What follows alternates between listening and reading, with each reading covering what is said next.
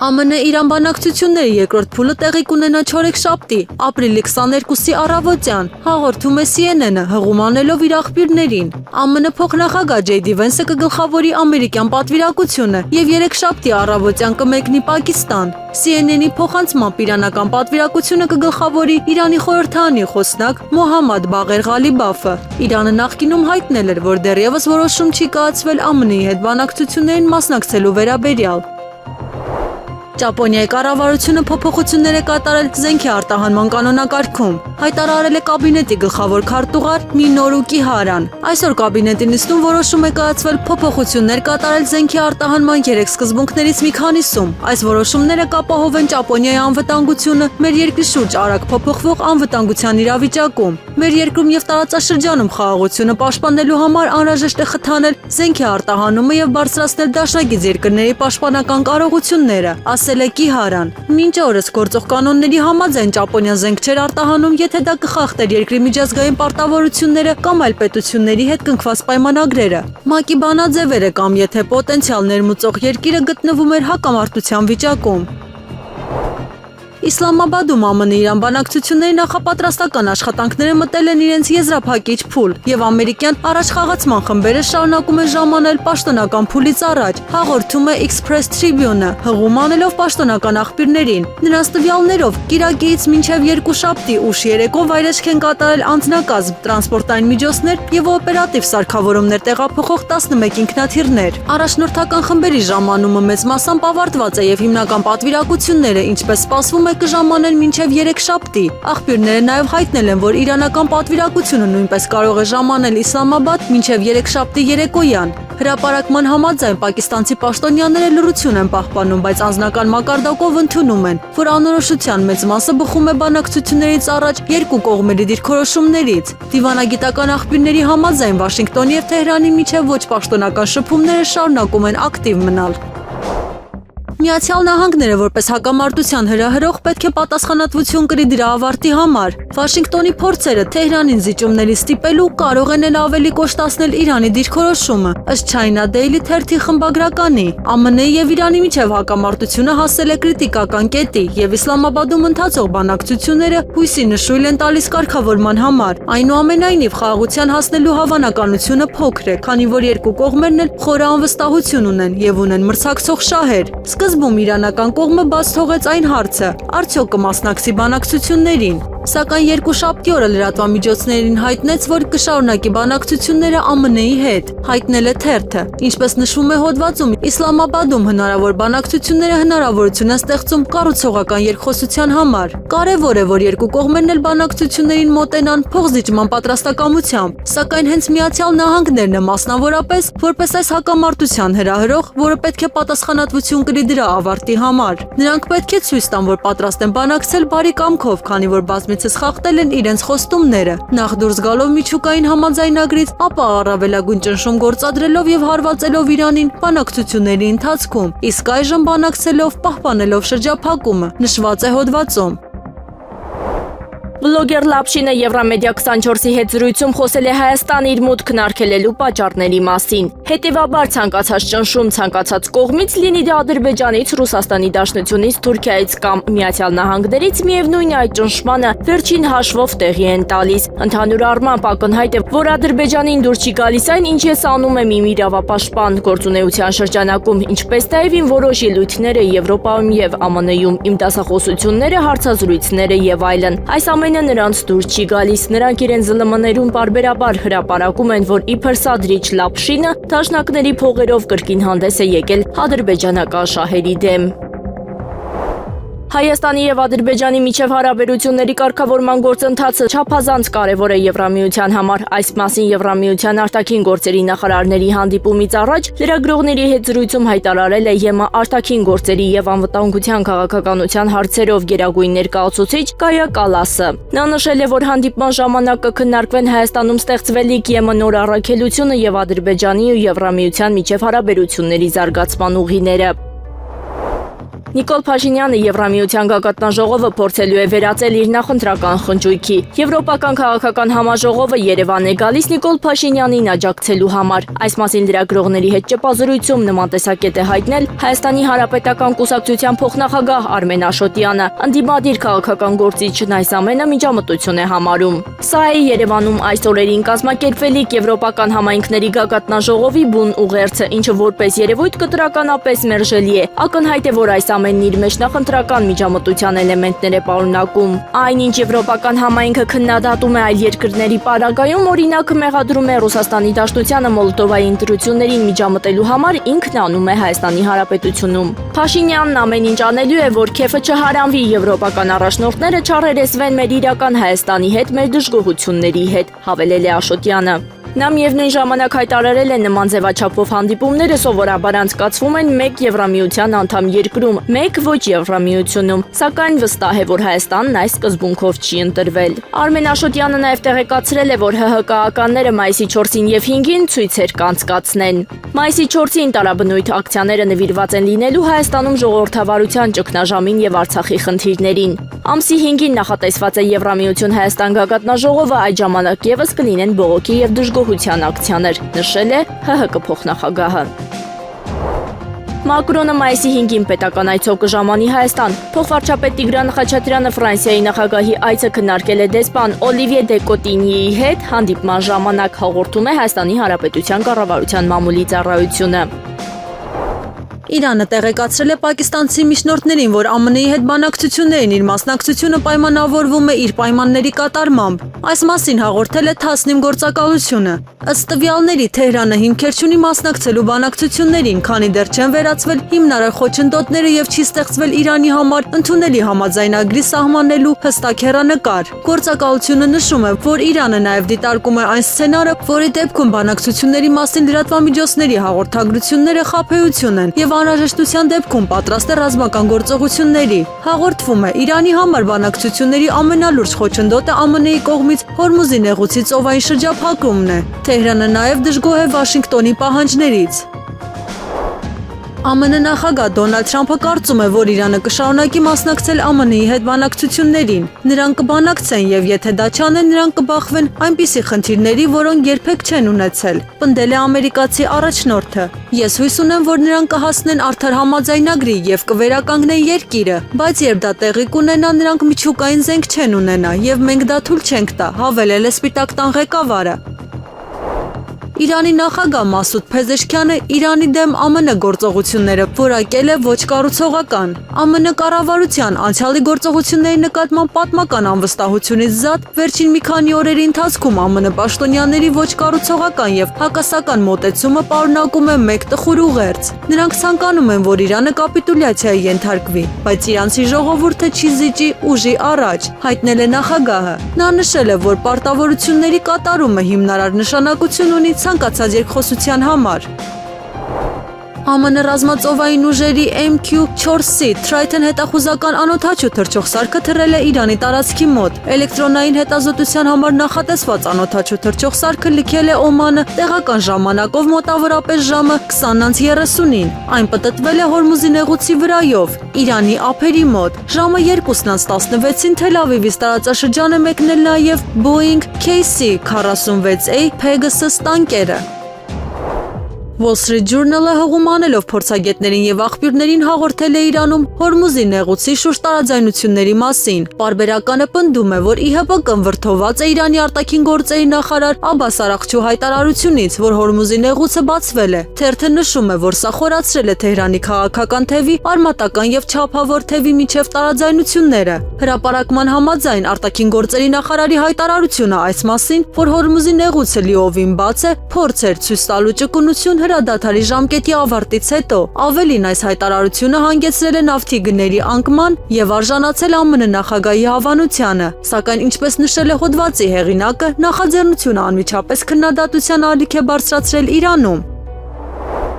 Միացյալ Նահանգները բազմաթիվ ռումբեր կօգտագործի Իրանի դեմ, եթե հրադադարի համաձայնագիրը չերկայաձգվի, հայտարարել է ԱՄՆ նախագահ Դոնալդ Թրամփը։ PBS-ին տված հարցազրույցի ժամանակ Թրամփին հարցրել են, թե ինչ կլինի, եթե հրադադարը դադարեցվի երեքշաբթի երեկոյան։ Այդ դեպքում շատ ռումբեր կսկսեն պայթել, պատասխանել է Թրամփը։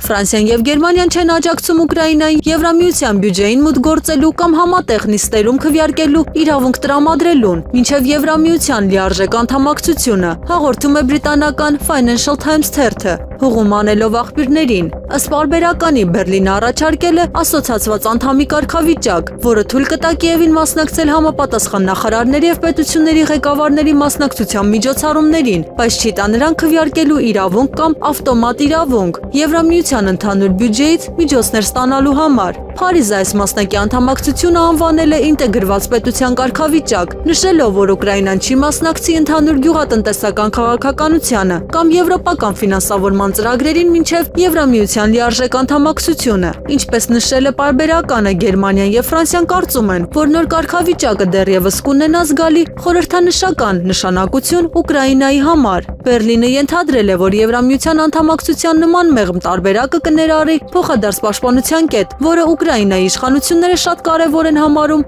ՆԱՏՕ-ին անդամակցելու հեռանկարների բացակայության պատճառով։ Ապրիլի 22-ին Հայաստանի Հանրապետության անվտանգության խորհրդի քարտուղար Արմեն Գրիգորյանը Հունաստանի Հանրապետության Դելֆի քաղաքում կմասնակցի Դելֆի տնտեսական ֆորումին։ Ֆորումի շրջանակում Արմեն Գրիգորյանը Հունաստանի Հանրապետության վարչապետի ազգային անվտանգության հարցերով խորհրդական Թանոս Դոկոսի, Ադրբեջանի Հանրապետության նախագահի օգնական Հիկմաթ Հաջիևի եւ Մոլդովայի Հանրապետության նախագահի ազգային անվտանգության խորհրդականի հետ կմասնակցի ռազմավարական բաժնարար գծեր, հակամարտությունների կառավարում եւ դիմակայունության ձևավորում Եվրոպայի արևելյան հարևանությամբ խորագիրը գրող պանելային քննարկմանը։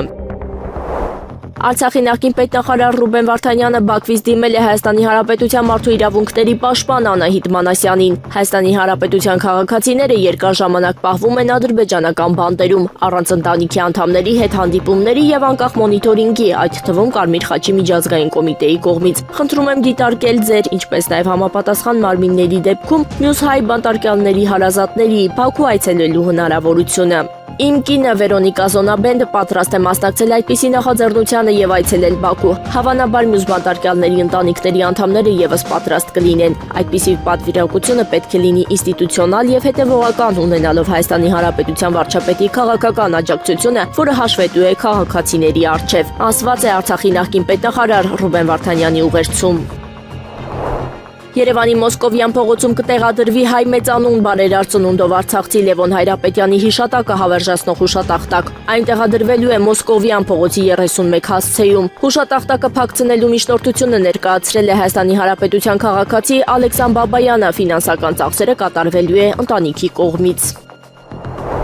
Ռուսաստանի Դաշնության արտաքին գործերի նախարարությունից հայտնել են, որ Ռուսաստանի Դաշնության արտաքին գործերի փոխնախարար Միխայել Գալուզինը հանդիպել է Ռուսաստանի Դաշնությունում Հայաստանի Հանրապետության դեսպան Գուրգեն Արսենյանի հետ։ Զրուցակիցները քննարկել են երկկողմ հարաբերությունների արդիական հարցեր, հաշվի առնելով Մոսկվայում վերջերս կայացած հայ-ռուսական բարձր մակարդակի բանակցությունների արդյունքները։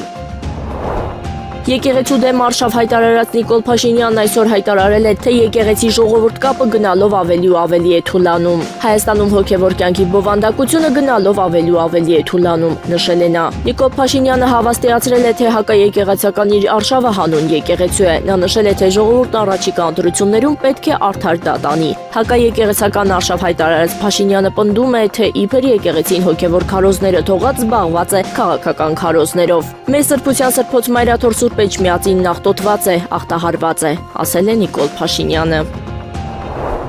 Financial Times-ում հրապարակված վերլուծության համաձայն Թուրքիան դիտարկում է Հայաստանի հետ փակ սահմանը վերաբացելու հնարավորությունը Եվրոպան եւ Ասիան կապող նոր առևտրային ուղի ձևավորելու նպատակով, հայտնում է Էրմենի Հաբերեյեմը։ Խոսքը մասնավորապես Ալիջանի սահմանային անցակետի մասին է, որը փակ է շուրջ 32 տարի։ Ըստ վերլուծության Անկարան արդեն սկսել է սահմանային անցակետի ենթակառուցվածքների նախապատրաստական աշխատանքներ։ Նշվում է, որ այս քայլը կարող է դառնալ միջին միջանցքի կարևոր բաղադրիչ, որը Չինաստանից դեպի Եվրոպա բեռների քաղաքների տեղափոխման տևողությունը կարող է կրճատել մոտ 40 օրից մինչև 12-ից 15 օր։ Վերլուծության մեջ նշվում է նաև ԱՄՆ աջակցությամբ առաջ քաշվող թրիփ նախաձեռնությունը, որի նպատակը այլընտրանքային առևտրային ուղիների ձևավորումն է շրջանցելով ծովային երթուղիները, այդ թվում Հորմուզի նեղուցը։ Միևնույն ժամանակ փորձագետները նշում են, որ նախագիծը բախվում է մի շարք լուրջ խոչընդոտների, ենթակառուցվածքային սահմանափակումներ, տարբեր չափանիշներով երկաթուղային համակարգեր, բարդ մաքսային ընթացակարգեր եւ տարածաշրջանային աշխարհաքաղաքական ռիսկեր։ Ըստ վերլուծական հոդվածի Թուրքիան փորձում է ամրապնդել իր դիրքը որպես տարածաշրջանային տրանսպորտային եւ էներգետիկ հանգույց, սակայն ծրագրի իրականացումը մեծապես կախված է քաղաքական պայմաններից եւ տարածաշրջանային կայունությունից։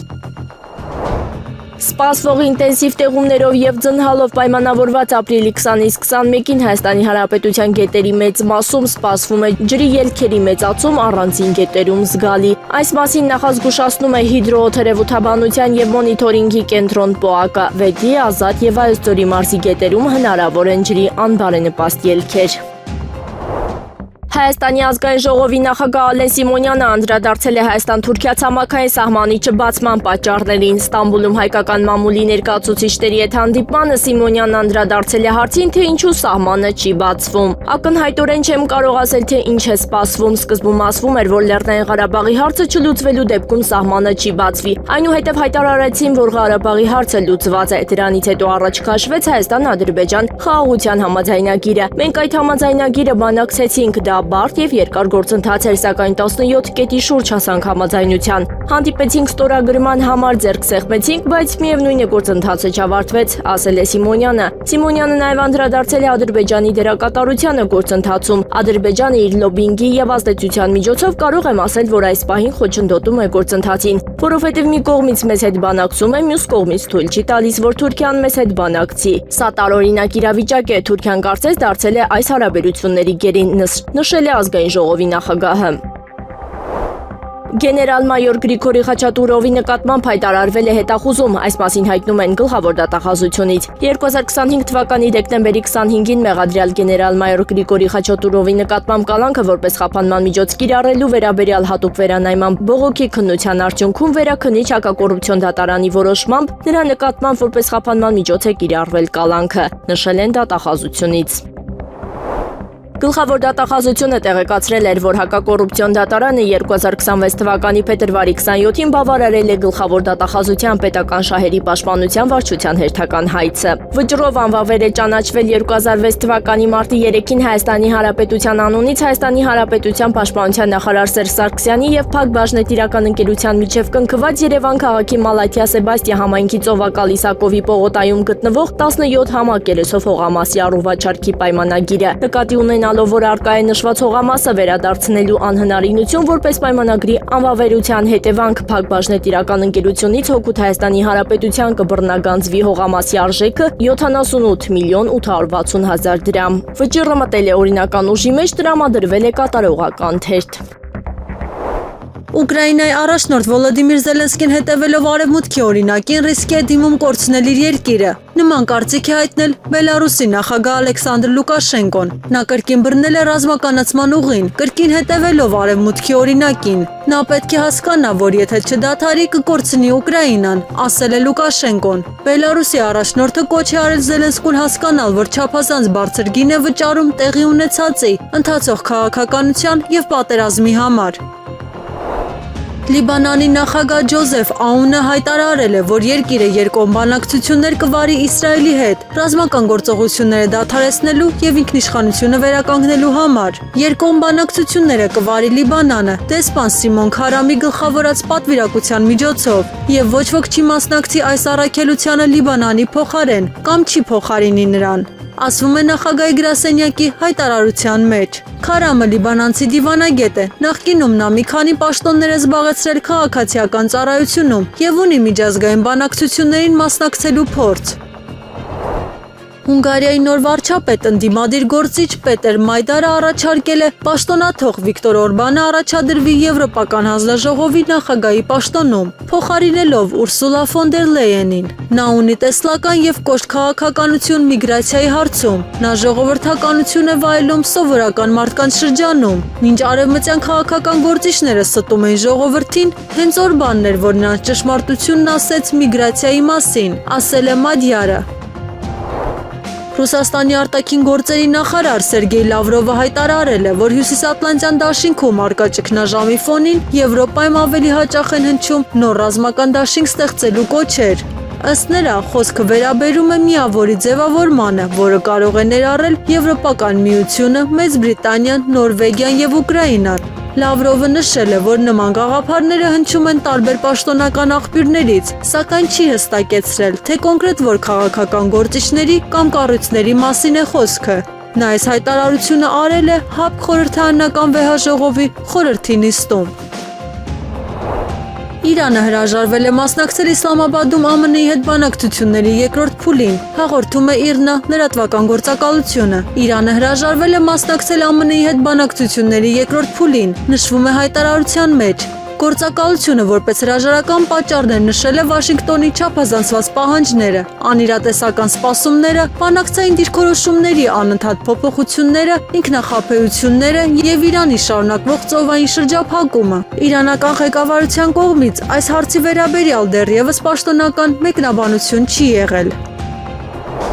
Հայաստանի վարչապետ Նիկոլ Փաշինյանը ներկայացնելով քաղաքացիական պայմանագիր կուսակցության նախընտրական ծրագիրը շեշտել է, որ տարածաշրջանացման գործնականացման համար կարևորում է 3+3 ձևաչափի հետագա զարգացումը եւ Հայաստանի Հանրապետությունը նպաստելու է դրան։ Ձևաչափում Ռուսաստանի Դաշնության ներգրավվածությունը այն կարևոր է դարձնում նաեւ Հայաստանի Հանրապետություն-Ռուսաստանի Դաշնություն հարաբերությունների կառուցողական տրանսֆորմացիայի համար։ Հայաստանի Հանրապետությունը որդեգրել է նաեւ տարածաշրջանում երկու հայեցակարգը նկատի ունենալով Կենտրոնական Ասիայում Մերձավոր Արևելքի երկրների եւ Հնդկաստանը։ Նախորդող շրջանում այլ երկրների հետ հարաբերությունների զարգացմանը զուգահեռ էական էր նաեւ Սաուդյան Արաբիայի եւ Պակիստանի հետ դիվանագիտական հարաբերությունների հաստատումը։ Այս ուղղությունը նոր ակտիվություն կստանա 2026-ից 2031 թվականների ընթացքում, շեշտել է Նիկոլ Փաշինյանը։ Նա նաև հավելել է, որ նախորդող շրջանում Հայաստանը ռազմավարական գործընկերություն երկխոսություն կամ օրակարգ է հաստատել ԱՄՆ-ի, Վրաստանի, Նիդերլանդների, Չինաստանի, Մեծ Բրիտանիայի, Ղազախստանի, Եվրամիության, Գերմանիայի եւ Լյուքսեմբուրգի հետ։ Միևնույն ժամանակ Ռուսաստանի Դաշնության հետ հարաբերությունները գտնվում են կառուցողական տրանսֆորմացիայի փուլում։ Հայաստանը զարգացնելու է փոխշահավետ ու կառուցողական հարաբերություններ Ռուսաստանի Դաշնության հետ, նշել է Նիկոլ Փաշինյանը։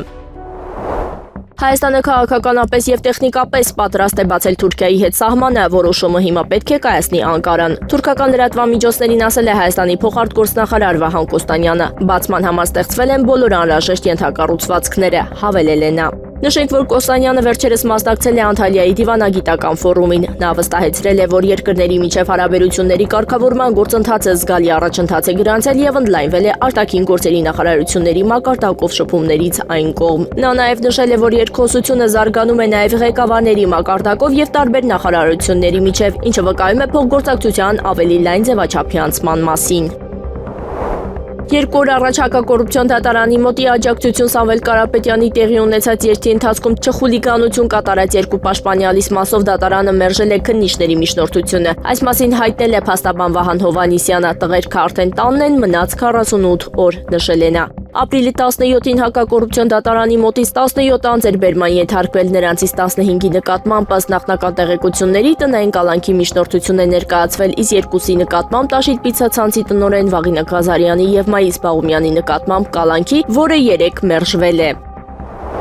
Քննչական կոմիտեի զինվորական քննչական գլխավոր վարչությունում նախաձեռնված քրեական վարույթի նախաքննության ընթացքում իրականացված մեծածավալ վարույթային եւ ապացուցողական գործողությունների արդյունքում պարզվել է, որ ԺՍ-ն տեղյակ լինելով, որ ԳԴ-ն 2022 թվականի ձմեռային զինակոչի առողջական վիճակով պայմանավորված ոչ պիտանի է ճանաչվել պարտադիր ժամկետային զինվորական ծառայության համար, իսկ ՆՀ-ն որդուն ՌԽ-ին զինվորական ծառայությունից վերջնականապես ազատելու ապօրինի նպատակ է հետապնդում առաջարկել եւ խորհուրդներ տալու եղանակով նախնական համաձայնության է եկել վերջիններիս հետ ՌԽ-ի փոխարեն ԳԴ-ի կողմից համապատասխան հետազոտություն անցնելու, փաստաթուղթ կեղծելու եւ այն զինկոմիսարիատ ներկայացնելու եղանակով օգտագործելու վերաբերյալ, կազմակերպելով եւ ղեկավարելով նշված հանցանքի կատարումը։ Մասնավորապես ԺՍ-ի ցուցումով 2024 թվականի մայիսի 30-ին ՆՀ-ն իր որդու փոխարեն ԳԴ-ին ուղեկցել է բժշկական կենտրոն, որտեղ վերջիններս ներկայացրել են ՌԽ-ի ծննդյան վկայականը եւ ԳԴ-ն նրա փոխարեն անցել է MRT հետազոտություն։ Արդյունքում բժիշկը կազմել է կեղծ փաստաթուղթ, չգիտակցելով, որ ՌԽ-ի փոխարեն հետազոտությունն է ենթարկվել մեկ այլ անձ։ Իսրայելի եւ Միացյալ Նահանգների միջև Իրանի հետ առճակատումը չի ավարտվել։ Այս ոլորտում նոր զարգացումներ են հնարավոր ցանկացած պահի, պնդում է Իսրայելի վարչապետ Բենյամին Նեթանյահուն։ Նա հաղորդել է. Իսրայելը մտադիր է վերջնականապես հասնել իր նպատակներին Իսլամական Հանրապետության հետ առճակատման մեջ։ Իրանի հետ լարվածության մասին խոսելով Նեթանյահուն այն անվանել է լուրջ մարտահրավերների եւ հետևանքների ժամանակաշրջան։ Մենք շատ բանի ենք ասել, բայց սա վերջը չէ եւ նոր զարգացումներ կարող են տեղի ունենալ ցանկացած պահի, ասել է վարչապետը։ Իսպանիան մտադիր չէ մասնակցել Հորմուզի նեղուցում որևէ ռազմական գործողության, հայտարարել է Թագավորության արտաքին գործերի նախարար Խոսե Մանուել Ալբարեսը։ Նրա կարծիքով Հորմուզը պետք է կրկին դառնա նեղուց ցանկացած երկրից ցանկացած նավի համար, անվտանգ եւ անվճար տարանցիկ անցումով, առանց խտրականության։ Մենք չենք մասնակցի Հորմուզում որևէ ռազմական գործողության, վստահեցրել է դիվանագետը։ Նախարարը վերահաստատել է իր աջակցությունը Եվրամիությանը եւ Իսրայելի միջև ասոցիացիան համաձայնագրի կասեցմանը։ Եվրամիությունը կարող է համագործակցել միայն այն երկրների հետ, որոնք իրենց ճանաչում են որպես ժողովրդավարություններ, հիմնված մարդու իրավունքների հարգման վրա, հավելել է Ալբարեսը։ Թեհրանը չի ճանաչում ԱՄՆ նախագահ Դոնալդ Թրամփի վերջնագրերը եւ վճռականորեն արձագանքի հետագա ագրեսիայի դեպքում, հայտարարել է Իրանի արտաքին գործերի նախարարության խոսնակ Էսմայիլ Բաղային։ Իրանի Իսլամական Հանրապետությունը չի ճանաչում իր ազգային շահերի պաշտպանության վերաբերյալ որևէ վերջնագիր։ Ազգային շահերի պաշտպանությունը կշարունակվի այնքան ժամանակ, որքան անհրաժեշտ է, եւ Միացյալ Նահանգների կամ սիոնիստական ռեժիմի կողմից որևէ նոր արկածախնդրության դեպքում զինված ուժերը կտան հզոր պատասխան, ասել է խոսնակը։ Զելենսկին կարող է փորձել երկրի նավատորմի որոշ նավեր տրամադրել միջազգային առաքելությանը, ապահովելու նավարկության անվտանգությունը Հորմուզի նեղուցում։ Այս մասին հայտարարել է Գերագույն Ռադայի падգամավոր Ալեքսանդր Դուբինսկին, նշելով, որ տեսականորեն հնարավոր է նավերը վարձակալության տալ դաշինքին, նույնիսկ անձնակազմի հետ միասին։ Նրա խոսքով Ուկրաինան ունի ծովային ականազերծման անհրաժեշտ տեխնոլոգիաներ, իսկ հարվածային դրոնները այս իրավիճակում կիրառելի չեն։ Փոխարենը, ըստ նրա, կարելի է օգտագործել այն նավերը, որոնք ներկայումս դուրս են բերված եւ գտնվում են Թուրքիայում։ Դրանք տրամադրելով ՆԱՏՕ-ին առանց դաշինքի երկրների ռազմական նավերը վտանգի ենթարկելու։ Պատգամավորը նաեւ ընդգծել է, որ նման քայլը կարող է ձևավորել Ուկրաինայի կերպարը որպես բարձր ռազմական ծառայություններ տրամադրող պետություն միջազգային հարթակում։ Պատերազմի շարունակությունը անբարենպաստ է թե Իրանի, թե Միացյալ Նահանգների համար, ուստի պետք է փնտրել դիվանագիտական լուծումներ, հայտարարել է Իրանի նախագահ Մասուդ Փեզեշքյանը։ Պատերազմը անբարենպաստ է յուրաքանչյուրի համար եւ սպառնալիքներին դիմակայելիս անհրաժեշտ է օգտագործել բոլոր ողջամիտ եւ դիվանագիտական միջոցները լարվածությունը նվազեցնելու համար։ Միևնույն ժամանակ թշնամու նկատմամբ անվստահությունն եւ փոխգործակցության մեջ զգոնությունը մնում են կարեւոր, ընդգծել է նախագահը։ Եղանակը առաջիկա օրերին ապրիլի 21-ին շրջանների զգալի մասում 22-ի գիշերը, 23-ից ցերեկը, 24-ից 25-ն առանձին շրջաններում սպասվում է անձրև, առանձին հատվածներում ամպրոպ։ Ապրիլի 21-ին առանձին շրջաններում տեղումները կլինեն ինտենսիվ։ Ապրիլի 21-ից 22-ը տեղումները լեռնային շրջաններում գիշերը եւ առավոտյան ժամերին կլինեն թաց ձյան տեսքով։ Ապրիլի 22-ից ցերեկը, 23-ի գիշերը սպասվում է առանց տեղումների եղանակ։ Քամին հարավ-արևմտյան 2-ից 5 մետր վարկյան, ամպրոպի ժամանակ սպասվում է նաև քամուշ գնացում 16-ից 19 մետր վարկյան արագությամբ։ Օդի ջերմաստիճան ապրիլի 22-ից 24-ի ցերեկային ժամերին աստիճանաբար կբարձրանա 5-ից 7 աստիճանով։